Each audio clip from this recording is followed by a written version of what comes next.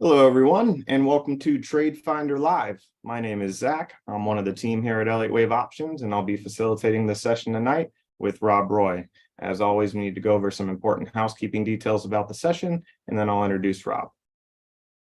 First and foremost, this is our live disclosure disclaimer agreement. If you've attended any of our live sessions previously, then you've seen this. The main thing to take away from it is that we are not licensed investment advisors in the United States, so nothing is to be taken as personal investment advice. We do have this available on our website if you'd like to read it in full detail there, or certainly feel free to take a screenshot of it if you like, but that's the main point to take away.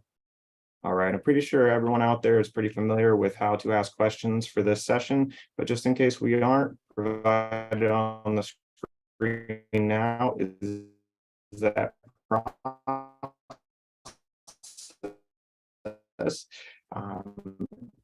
In the meantime, we'll start talking about some, since we last met, hasn't really seemed to still waiting on Washington. And although there's not much action there, we do have a special occasion to announce today, and that is the birthday of Netflix. So happy birthday, Netflix. And that's about all I got for now. So let's pass over to the man we're all here for, the man of the hour, and that's Rob Roy. How you doing tonight, Rob? Good, Zach. How are you? You kind of faded there a little bit towards the end. So hopefully all is well in your end of the world. Here's my camera so you can see. And yeah, we will talk about the market, and also happy birthday to Netflix. 21 years old. Netflix can drink now. So happy birthday to Netflix. But Yeah, welcome. Sorry, Rob. Just to confirm, is it still choppy on my end? Is that what you're saying? There's still. You're better now. Okay, because I might switch you to the host just in case my connection drops, because where I'm at, there is a storm rolling in. So I just want to be on the safe side. You seem much better now. So it was brief. So I'll let you know. I think you're good to go now, though. Okay. All right. So taking a look at the market, as Zach mentioned, market's still waiting on Washington.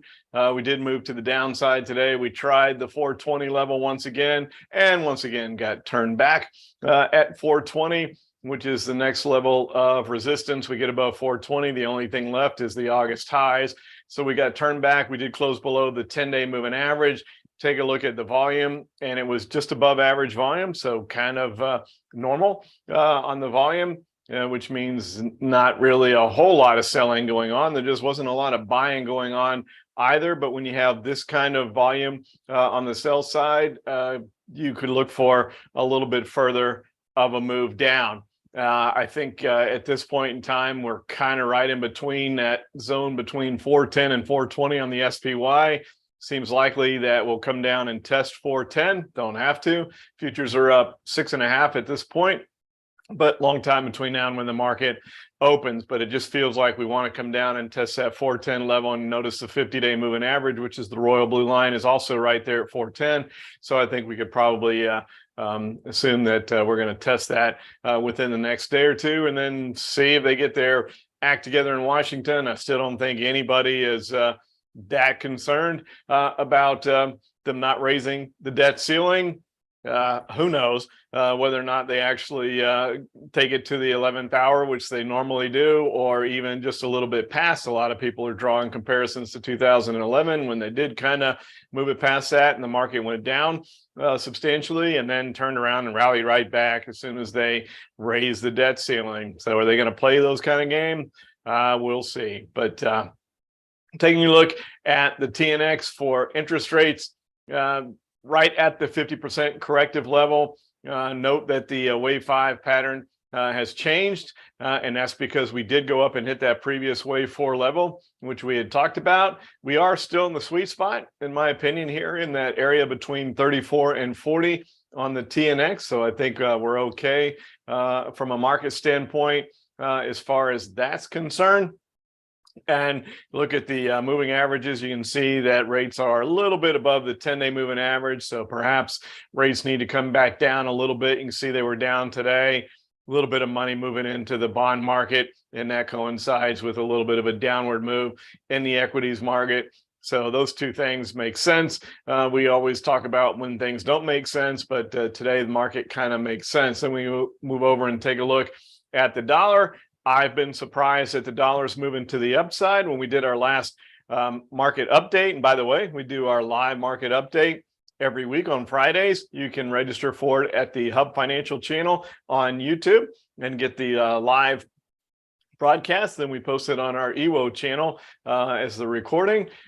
So either place, if you want to see the market update every weekend. Moving to the upside on the dollar, the comment from one of our viewers was that, well, the reason that rates may be going up and the dollar going up is the fact that they are going to raise the debt ceiling, which means more supply of bonds.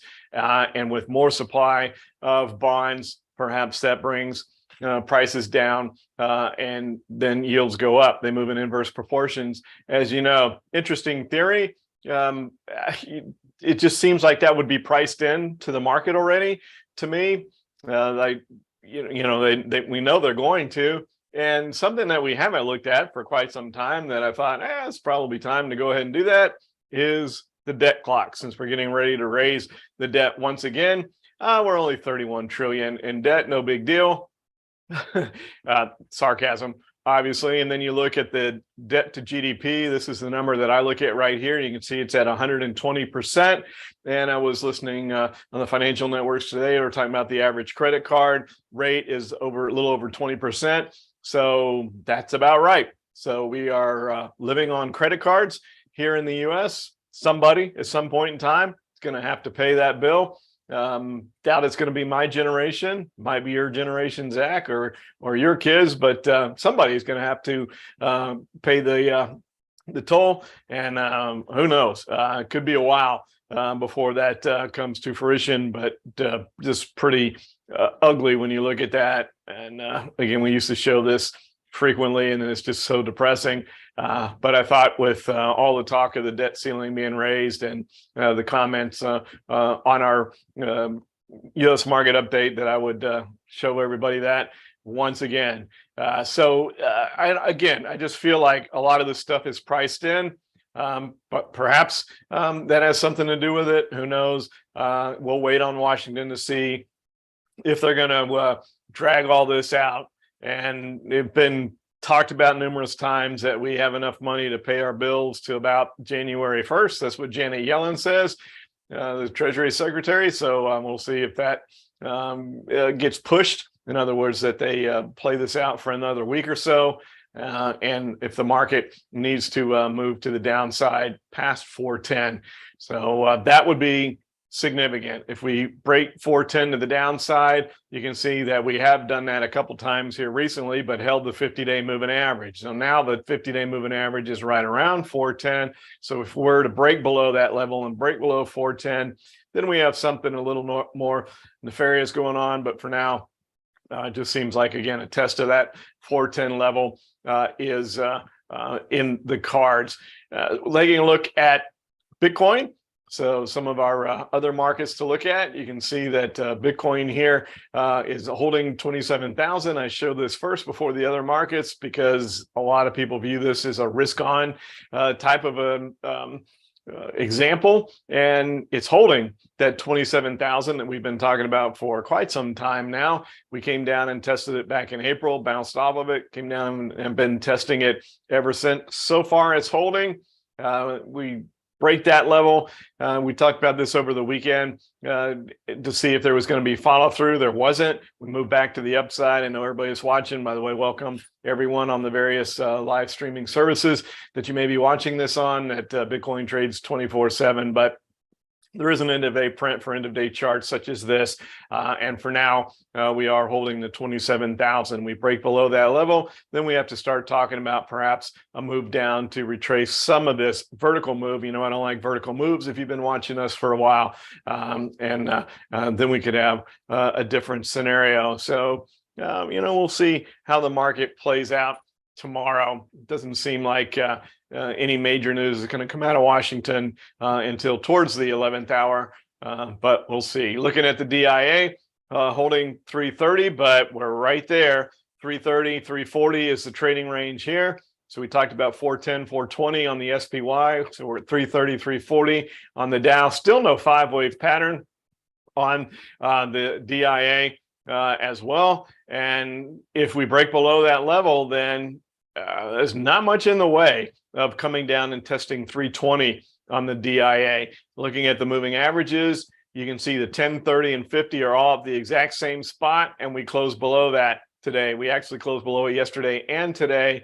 So can we hold 330? That's going to be the thing people are watching over the next trading day or two. If we can't hold 330, we're probably going down to retest that 320 level on the DIA. Looking at the Qs, which has been the market of choice lately, and a little bit of a move back to the downside today. But as you can see, and we talked about this in the weekend update, we're a bit overbought. You can see the separation from the 10-day moving average. And, you know, that's another one of my rules that I look at. No security in any time frame gets very far away from the 10-day moving average. And we had moved above that over the weekend and yesterday. And we're kind of making a move back down, but still not even back down to the 10-day moving average. So a lot different looking chart on the Qs than there is on the SPY or the DIA. Coming down and testing 330 seems likely here, and then we'll see what happens from there. It's right around where the 10-day moving average is. Not really a whole lot of support here. It's just retracing this vertical part of the move that occurred at the end of last week.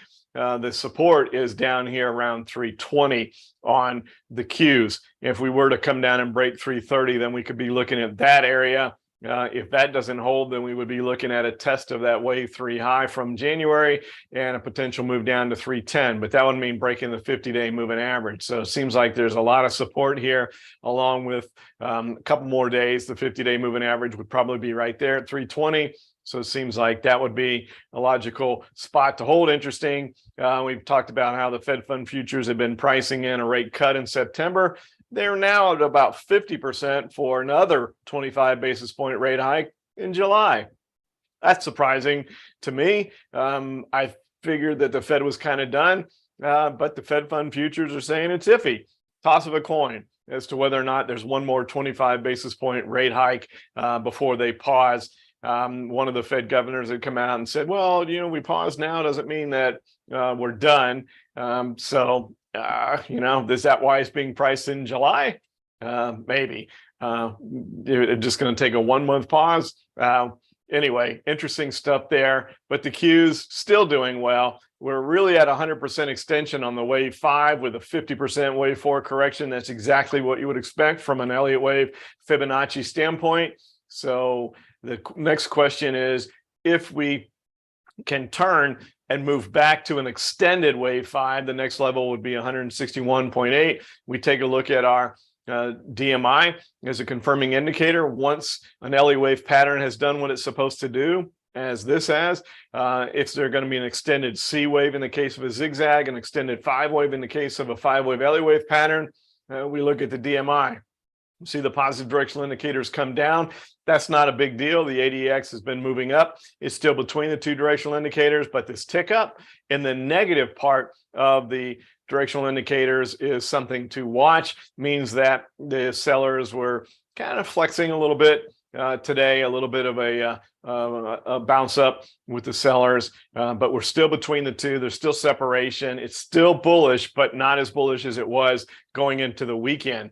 That makes you wonder, is that wave 5 done? If that wave 5 is complete and it stopped just short of expanding past 100%, you look for a retracement down to the previous wave 4. That's a pretty good move down in the Qs. That seems it would imply more than just one more rate hike from the Fed. So I'm not sure that is something we need to be talking about just yet. Maybe in the future we'll talk about that. But for now, just the question in my mind is, if we don't hold 330, do we hold 320? It would seem likely. And if we do, then everything is okay. Even if the Fed does do another 25 basis points, what would that do? Looking at the IWM, not much. We tried to move to the upside. We were actually higher earlier in the trading day, finished near the low of the day. The DMI, that ADX is still too low, so that's not giving us any sort of a signal. We do have a qualified 5-wave pattern to the downside with the IWM. And we've been in this really tight trading range between 170 and 180. We've been talking about 170 to 190 for a while, but over the last couple of months, it's been in this 170 to 180 range, which is exactly what wave 4 is. So we're at the upper end of that range. Does that mean we're going to reverse back down towards 170? I think that's a distinct possibility in the IWM. So that's another risk-on indicator, small caps. So Bitcoin not looking too bad.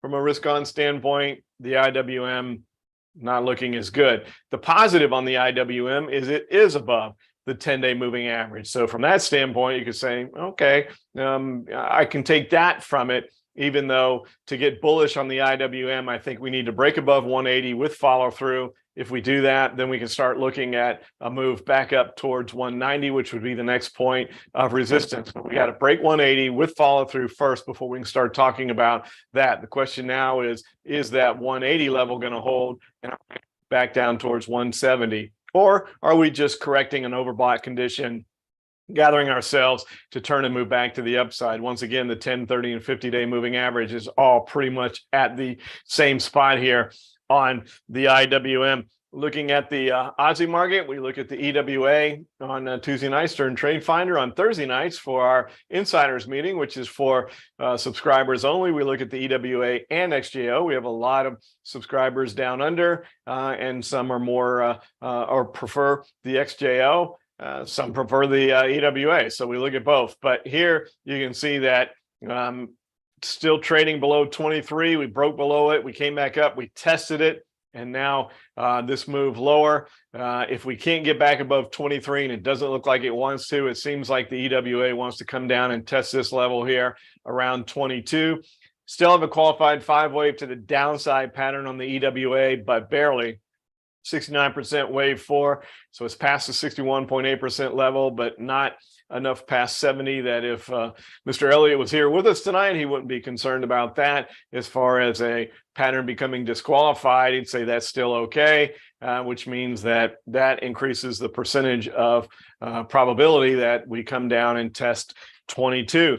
Let's see how our friends up north with the EWC in Canada is looking, and lots of triangles. We did this in one of our recordings before, and triangles were everywhere.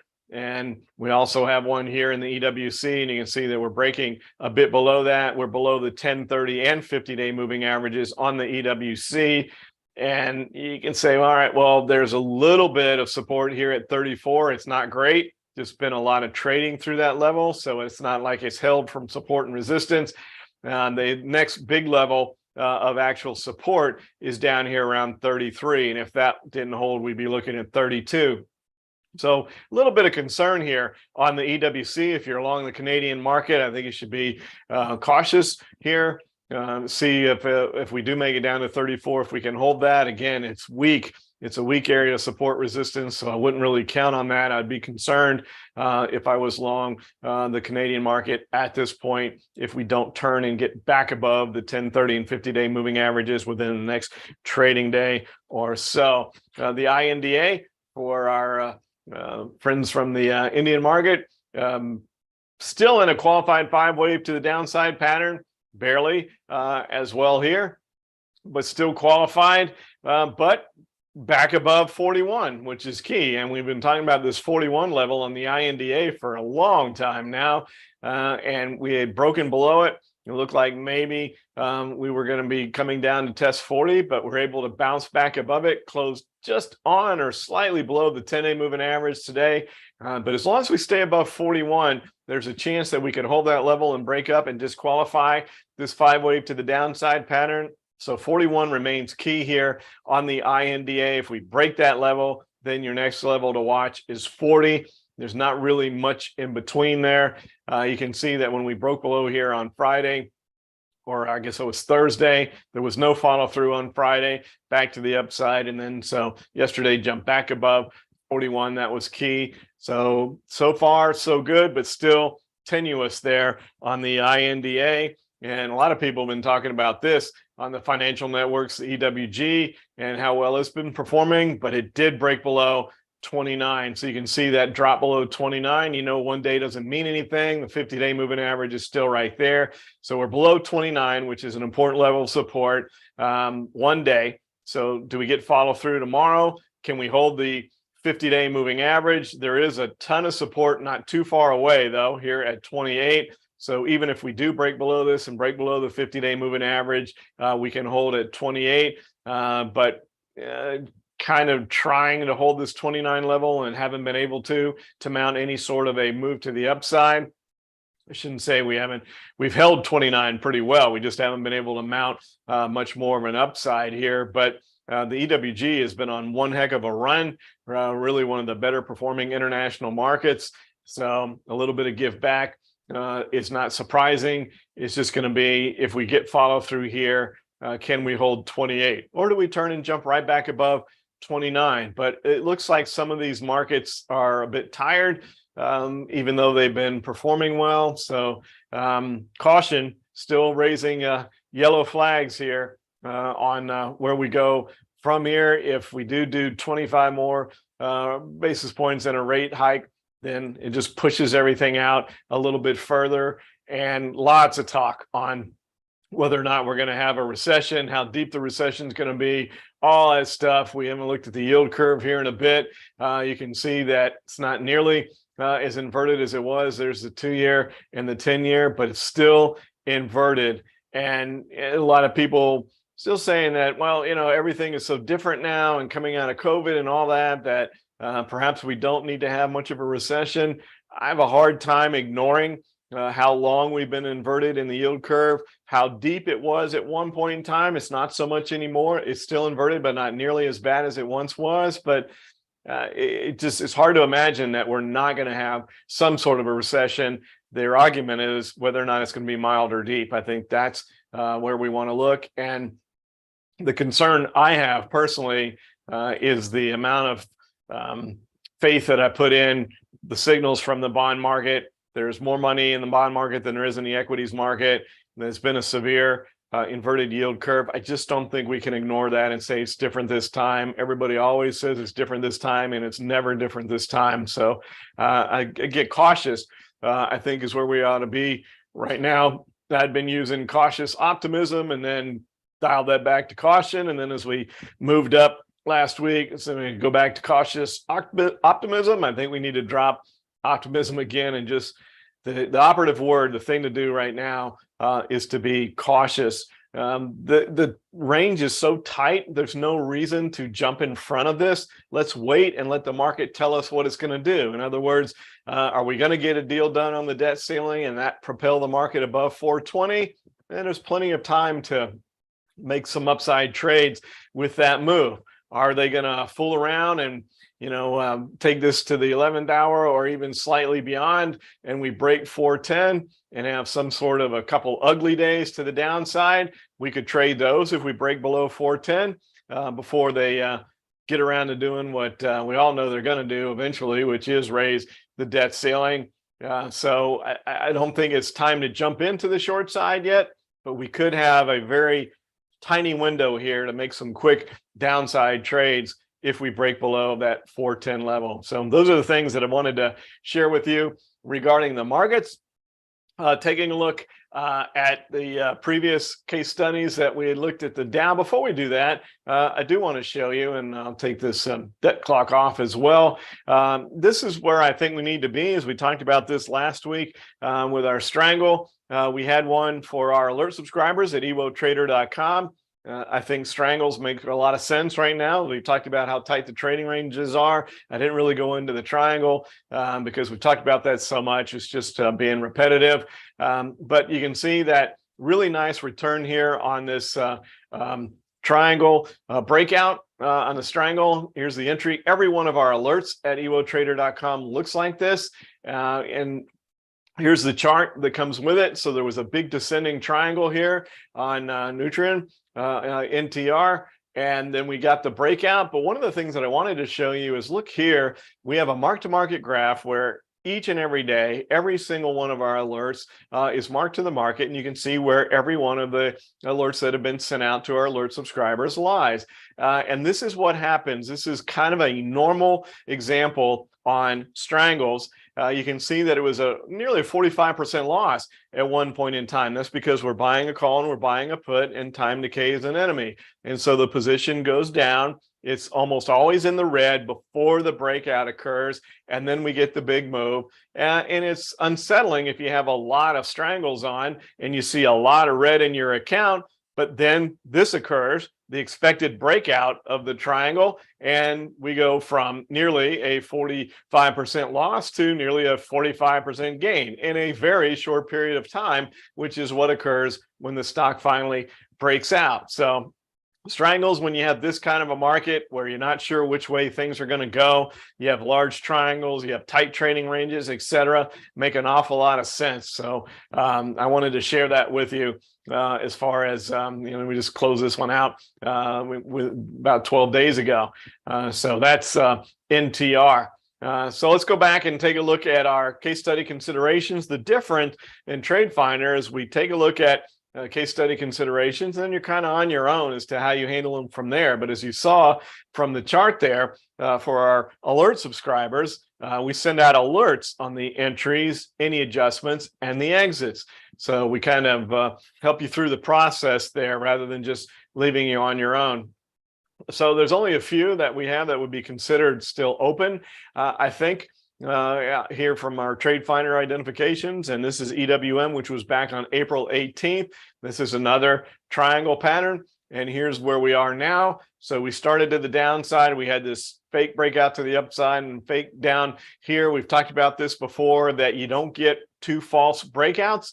You can get a false breakout one direction, but you don't get two. When that occurs, it's a larger triangle being formed. That can be frustrating, especially when you have a Strangle on. You saw what happens with time decay, and you have that red showing on both the call and the put. But the positive, when you form a larger triangle, is usually patience is rewarded, that when you get a breakout, it tends to be a bit more volatile and longer in duration. So the patience does get rewarded, as I said, but it looked like we're break to the upside and then break back down. That's not what happened. We just weren't ready yet and formed a larger triangle. So I think you stay status quo here. If you're following this one, we did introduce rig back on 5/2. we sent this out as an alert to our subscribers in our speculative portfolio, because this isn't one of the normal things that we do in our impulse, volatility, or AI-based time strategies at EWOTrader.com. This is something that was really on an undervalued, a rare undervalued stock, great earnings report.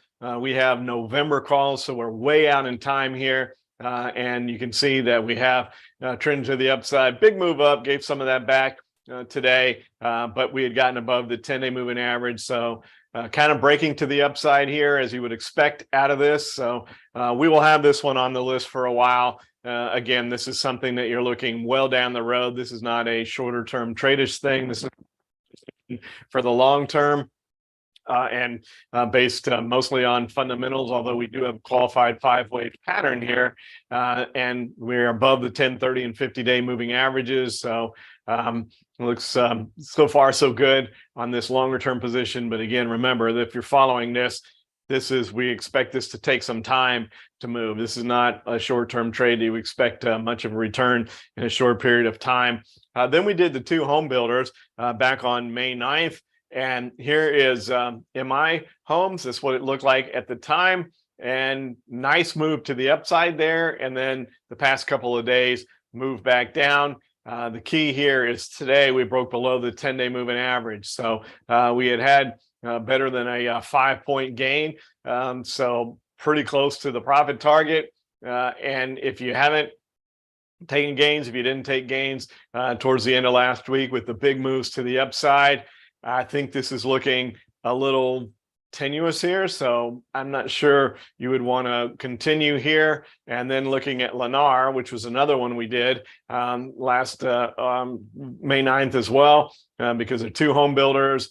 And you take a look here, and a couple of ugly days to start the week here on Lennar. And I think this is one that breaking below 110, if we don't jump back above 110 tomorrow, because we broke not just below support at 110, but we broke below the 50-day moving average. If we aren't able to recover that, we do have a little gap here, so we could. If we're not able to recover that tomorrow, I think you would exit that one. And so if you're going to exit that one, maybe we go ahead and take off MHO too. So maybe a bit of a loss here and a small gain on MI Homes, and then call it a wash and move on. So a little bit, little scary here. Been waiting for the home builders to give. I've been surprised that they've done as well as they have for as long as they have, but it seems to be a chink in the armor here in the home builder sector. So something to keep an eye on. But if you're following Lennar, yeah, it needs to be back above 110 tomorrow, or I think that's an exit. And if you're going to exit Lennar, probably should exit MI Homes as well. So that'll be in my notes for tomorrow, and hopefully that it's in your notes as well. Keep an eye on that. And then we did DOW as a strangle last week. Didn't feel like it made much sense to try to do anything directionally last week. So here is the position. And I said that I would be sending this out as an alert to our alert subscribers. And there it is. We did do it. So we have a strangle here. You can see down just a little bit. As I said, these positions are down until the breakout occurs, but just wanted to show you that it did send this out as an alert to our alert subscribers. I like this one.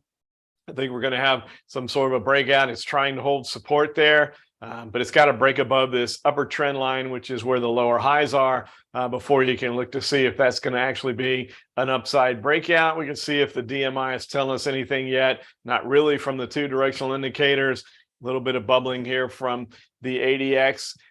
We could even go sideways for a little longer here. There's some room before we get to the point of the triangle, but I think in the long run, this position is going to work out really well, kind of like how NTR worked. They're very similar patterns, and I think that that's going to be a good one once it decides to make its breakout. Well-formed descending triangle. So we'll keep a close eye on that one. We'll hold that one for a while, give it its opportunity to break out and see how that plays from here. So with that, let's take a look and see if we can find a case study consideration for tonight. And we can see that there is one impulse stock result. By the way, if you're new to this programmer of this channel. I haven't seen this software before. This is called Private Source from Hub. HUBB.com is where you want to go to find out more about this software program. And when you see these EWEs over here, these are pre-computed searches. You can program this to do whatever you want. You have your favorite indicators. I have mine. You can program searches, run tests. You can create portfolios and see how they would have done. You can go back in time with historical data, all kinds of really cool things. And for our alert subscribers at EWOTrader.com that have this software, they also get these searches here with the EWO on them, which are mine. These are my searches that I've developed over time that generate results immediately. So let's see what the one stock is. It's Generac. Let's take a look and see. Not that's if that's the best we have to the upside, then not a whole lot going on there. So we did gap up. Was that an earnings report that we gapped there? And yep, that was the earnings report. So we gapped up on earnings. And if we look at the DMI, it's not bad looking. The fact that we had the ADX moving up here while we had the sellers in control on this downward move, when there's a changing of the guard like that, I prefer to see the ADX make it below 20 before it curls back up. So it was just kind of flip-flopping here. So the ADX was moving up, it came down, did not break below 20 before it turned back up. So it is telling you that there was some strength here in this upward move. I don't like the gap. I don't like the fact that the ADX didn't make it below 20. So on this one, I would say this is a no-go here from a standpoint to the long side. It's also bumping its head against some resistance. Now, if it's able to break above 120 and this DMI changes a bit, it still don't like the fact that the ADX didn't break below 20. But if the positive directional indicator turns up a lot, the negative, you can see that there really isn't a lot of selling pressure right now. They've backed away and let the buyers have it. But you can imagine that it's likely the sellers are not going to just give up on this 120 level. The shorts are going to probably try to, hold their position here at 120 and see if they can push the stock back lower. We are above the 10-day moving average. So break above 120, those shorts probably have to cover. Might get a little bit of a spike to the upside here, perhaps some sort of an impulse run. But unless it breaks above 120 with follow through, I can't see going long here at this point in time. But it's about the best there is from a long setup here, at least based on the indicators that I look at and set up. So that's probably not what we want to do there. So then we can come back over here and look.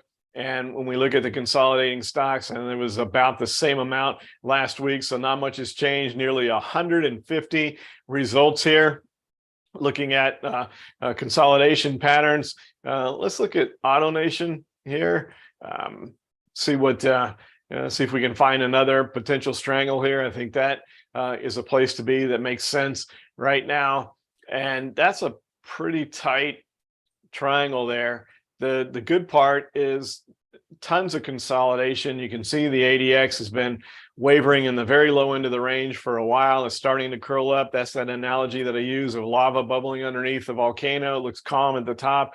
The problem is it's not a very big triangle for $130, $140 stock. So a breakout here, it tried to break today, but really couldn't hold the highs of the day. And that's because it ran into just a little bit of resistance here at 140. There's not a lot, but a little bit back there from February and early March. And that was enough to turn it back today. But I think we can probably find something that has a little more breakout potential. I should change that wording. I think this has great breakout potential. I just don't know that the amount of the breakout is going to be enough to warrant putting on a strangle here. You would want a larger potential move here. It's borderline, but I think we can do better. So let's see what else we can find here. Alaska Air, taking a look at the airlines, which who knows what's going to happen with those. If the consumer is, so far the consumer is still traveling. But they said in the consumer confidence survey that they weren't going to travel this summer. But so far that hasn't proven true from bookings. There's a lot of bookings that are still solid from airlines, cruise lines, etc. And we're right up here at a point of resistance, potentially at 46. Gosh, that ADX got really low, which makes that one pretty interesting. Yeah, it's not, this one isn't horrible, 46 down to 38. So it's an 8-point move on a $40 stock. So that's a little bit better as far as a percentage move.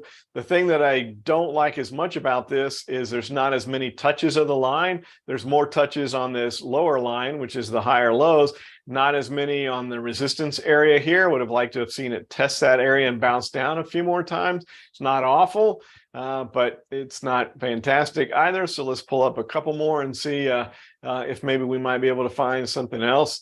Emerson Electric is one that I've done in the past. Let's see what that pattern looks like. Perhaps this might be a little bit better here. Pretty good support, many touches of the line there on support, as you can see, around 81. And then we come back here and the highs around 91. So it's about a 10-point mouth of the triangle. We measure from support up to the resistance area, and that's about the type of breakout that you get. In other words, if you got a 10-point window here or mouth, you see that 10% price. So $1 stock, that means an $8.20 move. So it's right there.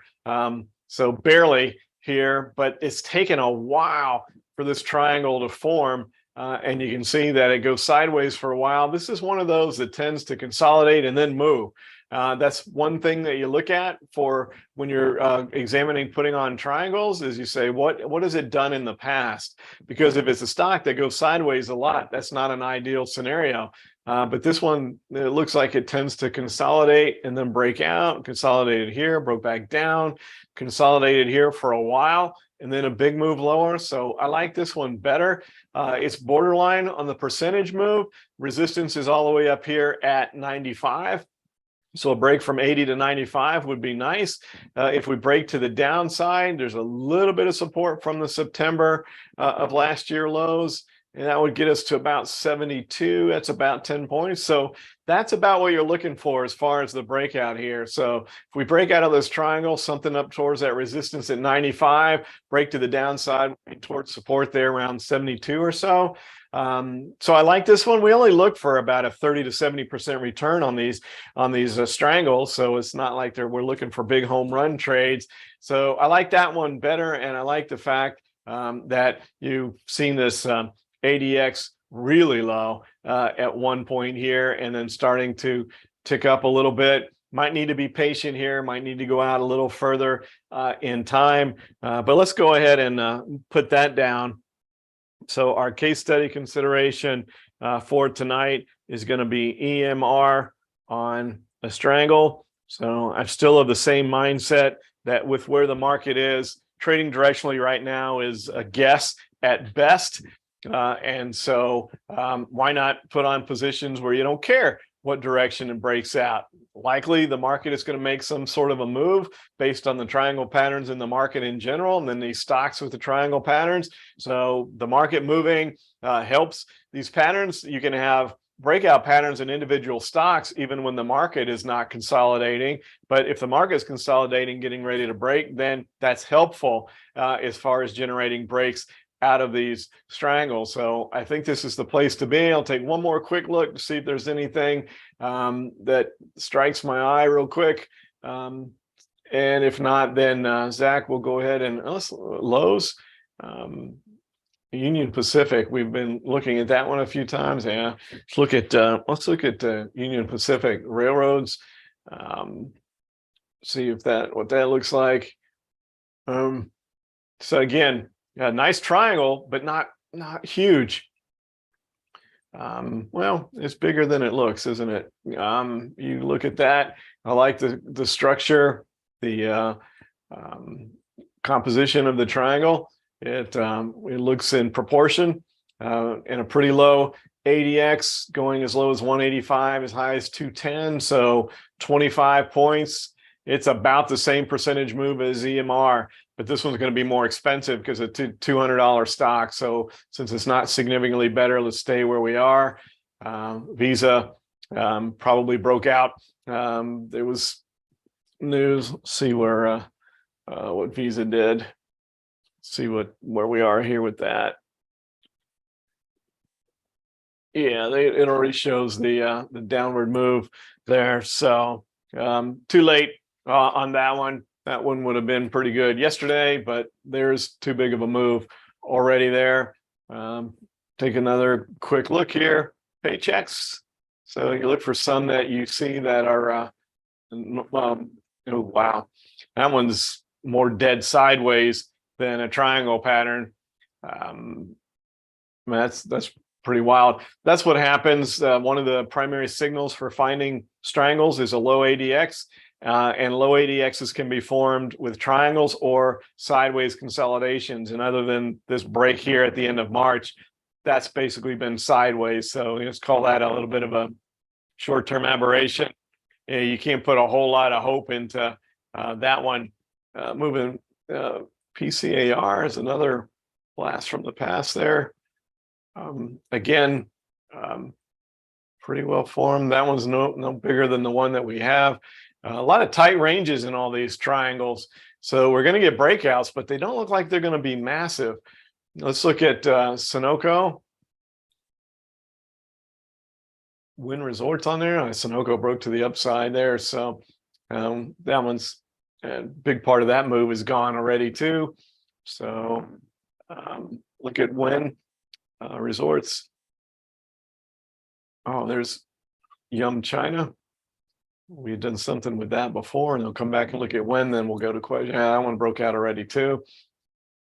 And then let's see about Wynn. This could be interesting because if the market does break to the downside, it's broke down as well. So a lot of these are already starting to move. So big moves today. So let's just go ahead and stay with EMR as our case study consideration. But you can see the power of looking for these breakouts is a lot of them have already broken out. I mean, today would have been a really good day if we would have had TradeFinder last night and had all of these patterns before today's breakout moves. So even though it wasn't a massive day in the markets, down a little bit, but a lot of big moves to the downside here. 6% drop in Wynn Resorts. A little bit interesting to me there, because you would think of this as kind of an area of defense if the market, not if the consumer is going to pull back though. So that could be where that's going from a fundamental standpoint. But normally tobacco, alcohol, and gambling, the sin stocks that we talked about in the past, tend to be good areas of playing defense when the markets and the economy start to weaken a little bit. But with that, Zach, babbled on here for extra few minutes, but let's see if we get some questions. Oh, but before we start on the questions, I did have a couple that people had sent in and asked. So if you ask on our make comments on the YouTube channel, we do read them. And we look at them here. So Netflix thought we'd show this as a happy birthday to Netflix. Not a good day for Netflix, but it had gotten a bit overextended. So you look at the fact that it was well above the 10-day moving average. It was testing those February highs from the earnings report. A lot of people were saying that, we're going back down big, be careful. And, we gave some of it back, but then we turned around and ran back up again. The news is still on Netflix. They're going to charge, I believe it's $6.99, might be $7.99. I think maybe $7.99 if you're sharing your password. So it's not going to be free anymore. They're cracking down on it. And if you want to share your password, it's going to be a little bit less than the original amount. It's either $6 or $7.99. They announced that today. I think it's $7.99. But anyway, that's what's propelled Netflix higher. Is there's an estimate of over 100 million shared passwords. So you multiply that by $7, that's going to help your bottom line a bit. But it did hit resistance there at 380, got a little bit overbought, came back down. Maybe we even need to come down and fill this gap here a little bit now, but we're still above the 10-day moving average. So I thought we'd show Netflix for his 21st birthday there. We got to look at NVIDIA. I'll just save you the time, Zach. I'm sure you're eagerly awaiting this tomorrow. Earnings tomorrow after the market closes. So something, likely going to change here on NVIDIA. Can they hit their earnings report? Really going to be interested to see. Again, price I don't know why I can't say that phrase. I messed that up on the recording too. Priced for perfection is NVIDIA. Are we going to blow away the numbers enough to where even people that are paying a huge multiple for this stock are happy and we break to the upside? Or is that going to be the end of that wave 3 and then we start to look to see if indeed we are starting this wave 4? But we'll know more after the earnings report following the close tomorrow. And then we had looked at this one, I believe last week or maybe 2 weeks ago in TradeFinder. So I thought I would bring this up. This is Palo Alto. Someone asked about it. We talked about this little triangle, and they had earnings after hours, and the stock popped up. Not a huge amount. It's trading. It hit a high 199. It's at 197.5. So a little bit of a breakout, but not a huge amount out of this triangle. So perhaps there's more upside to go. But it's interesting that in after hours, even it bumped its head right against this 200 level that will act as resistance. If it can get above that, then Palo Alto may be off and running. But I just wanted to share that since they had earnings after hours and people had asked about it in the past. All right, those are the questions I wanted to answer, Zach. So let's see what else you got. All righty, sounds great. Thanks for that presentation, Rob. That was very enjoyable as always. And yeah, Will and I actually had a chat about NVIDIA during the session, and he asked if there is a whisper of a potential number for tomorrow and whether or not, I think they're going to beat earnings. And my heart obviously wants it just to continue doing what it's doing, but you got to be really careful right now. They may come out and blow it away and take off because everybody does love that stock. It's interesting to comment about whisper numbers. When the market's doing well and there's earnings expectations.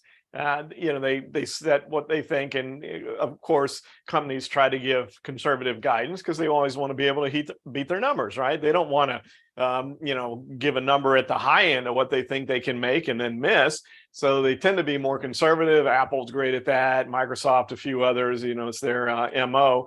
But as far as NVIDIA, I haven't heard of a whisper number. I just know that it's got to hit its number or better. And if it just comes in line, is that going to be enough to propel it higher, or will that cause a sell-off? It's going to be very interesting to watch that after hours tomorrow. So, yeah. All right, I'll stop talking about it. Very interesting, indeed. Yeah, it's currently trading around the median that numerous analysts had said that they expect for that to be for the earnings tomorrow, with the median of around 306, I believe it was. So, yeah, lots of interesting news tomorrow. All right, let's get into some questions. So a couple of symbols here from the Catalina. First one is PAGE, P-A-G-E. P-A-G-E, we don't have that. Apologies, it might be an altcoin.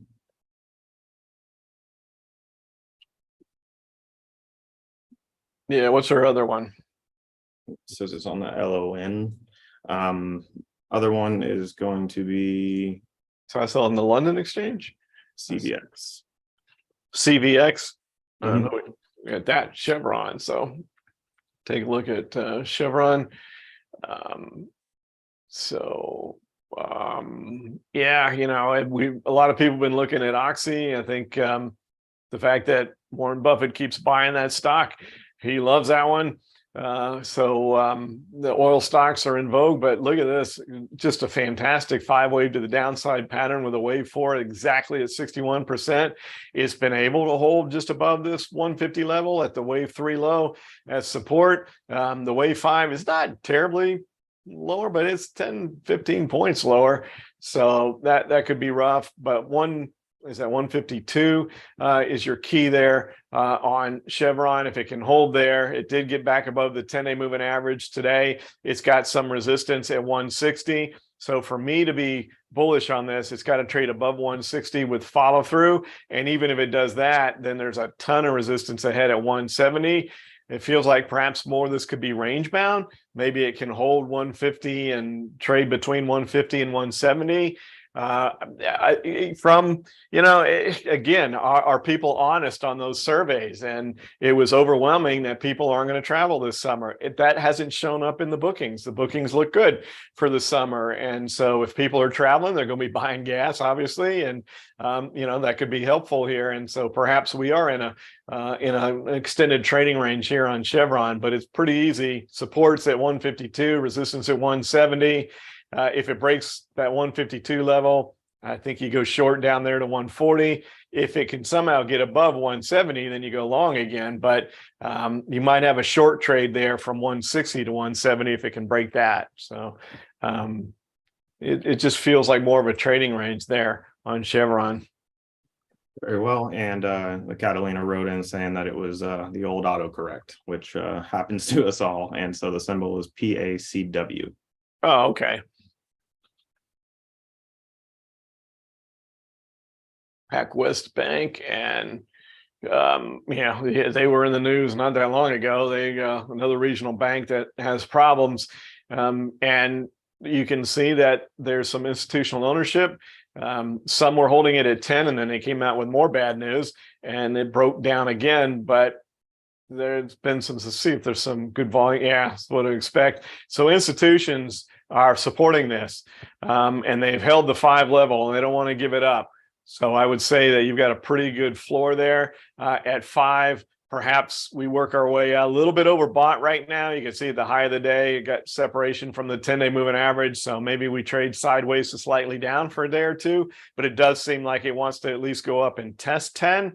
And then we see what happens from there. But yeah, there's your institutional support. We've talked about these 5 and 10 levels and how important they are on whether institutions, mutual funds, et cetera, are registered as a growth objective or aggressive growth.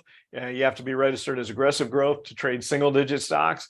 So there's some clearly that were, and they came in and supported it big time as it broke below 5. You can see well above average support here, and they don't want to, because what happens is if it stays below there, then they're forced to sell, and that means they then realize the loss, and they'd rather not do that. So they tend to hold, come in and support and see if they can get a short covering bounce, and so far it's worked. And now it's going to have to deal with 10 to see if it can get back above there. Maybe some other institutions, just the growth-minded ones, can come in and help add some volume in here and get it back above 10. If they can get it back above 10, they could probably initiate some pretty decent short covering. So I think you may have a trade up, maybe not in the next day or two, but a trade up to 10, and then we have to see what happens from there. But yeah, pretty interesting, but good illustration of stuff we talk about all the time. Absolutely. Thanks for that, Rob. We did have a hand come up here from Paul. We unfortunately don't have time for voice questions in this session. However, we would love to hear your voice on, well, I would say Thursday, but we're actually not having insiders this week. So next insiders meeting, we would love to hear your voice and interact then. However, we do have a 2-part question from Paul in the Q&A that I'm happy to pass through here. First one is your thoughts on PWR. Invested a bit more than what Rob suggested, so I'm wringing my hands with anticipation. Well, this was what we looked at as an ending diagonal pattern. It got a little higher than I thought it would, but it seems to be breaking down nicely now. It held the 50-day moving average on the low today, but still was down nicely. If it breaks that, then I think what we expect to happen will then happen, which is a move back down here to the previous 4. That's what we're looking for. So a good day today. Can we get some follow through and bust below that 50-day moving average? If we do, then it seems like it would probably be a pretty quick move down towards that previous 4. So I'm with you on that one, Paul. A little bit of this didn't bother me, and then I tried a little, got just a little higher than you would expect. It was really borderline on disqualifying the diagonal, but it stopped just short of that. So see if we can break that 50-day moving average tomorrow. Absolutely. Thanks, Rob. The next part of that question was, we have been watching the news about AI taking over pictures and videos and affecting the markets. Do we need to worry about AI taking over Rob's picture and videos? I don't know. Maybe that could be helpful from a picture standpoint. I'm taking any I knew help that's what you were going to say. in the looks department, but and we actually have, AI is infused in our technology. We have a AI based strategy and the time strategy, which is doing extremely well, and we are in the process of incorporating AI into our directionally based strategy as well. So we're out there in front with this AI stuff. But yeah, I mean, that's all you hear about now. And what was it? It's 14 stocks that have been talking about AI are up like 1,400% or something this year. Some crazy number. I was seeing today. Yeah, NVIDIA has been helping that. But yeah, anything that says AI. But I'm all for AI my face and fix it up. I don't think anyone out there agrees. Next up, we will go to let's see here, Larry, oil and gold, if Rob has time.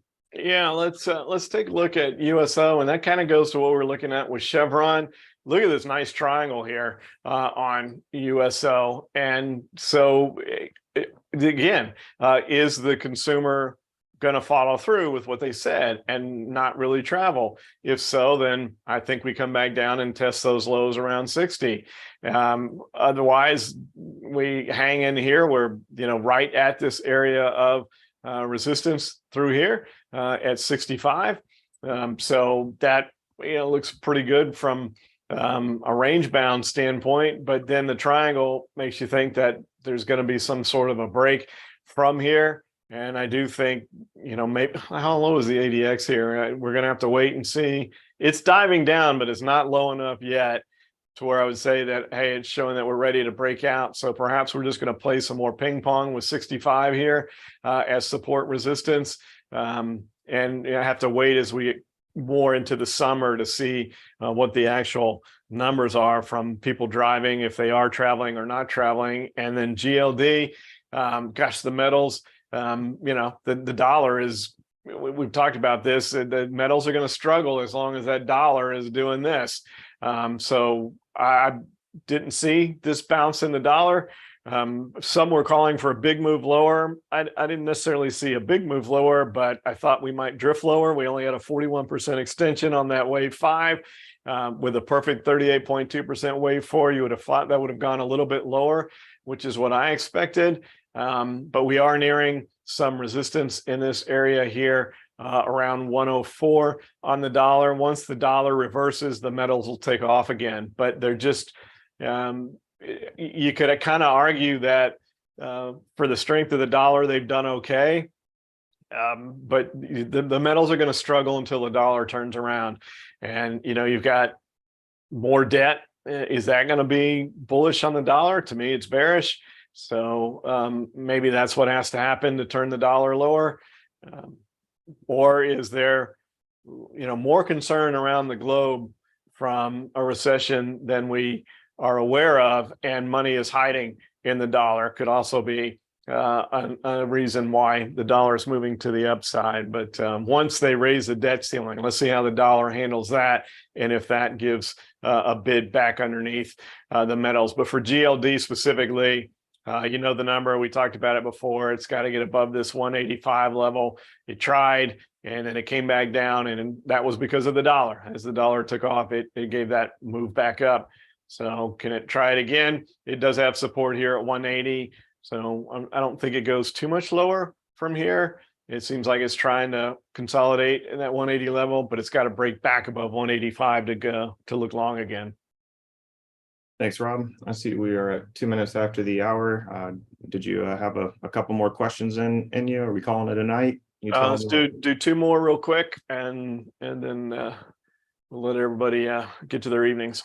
Sounds like a plan. So we did have a question from Francis on YouTube who says, Roy, any tips on how to do a strangle in the money, out of the money? So Francis, we offer a ton of education on our website. I'm going to type in both the support address and the account services address if you're interested in finding out more about that, along with the link with to our Strangle Mastery course, which is a mastery course on setting up strangles. We also offer a volatility strategy playbook, which will, of course, include the strangle strategies. So that's a quick answer for that one. And you can access the education too. You can go directly to the education. Of course, if you're a subscriber, it's free, or you can just look at the education and take advantage of that. But I would second what you said, Zach. Just to be really clear, there's not enough time to go through because there's a lot of information there. We do strangles differently than if you go out on the internet and read about a strangle. It's kind of my claim to fame. A publisher, a financial publisher, actually contacted me and said they had heard about it, and so I wrote an entire book on it. So that's how much is involved there. We do them a very unique way, not what you would see out there, because we put the Greeks in our favor, specifically delta and gamma. So you learn about all that kind of stuff as well. And in this environment, it's a great strategy to look at. So, really good question. Would encourage you to look at that and not just go find a, one strike out of the money strangle that you'll see on the internet and put that on. There's ways to do them that are much better than that. All righty. Yep, I agree. And thank you for adding that further context there, Rob. I got two symbols for you. Is that okay? Okay. All right. First one is MVIS. Microvision.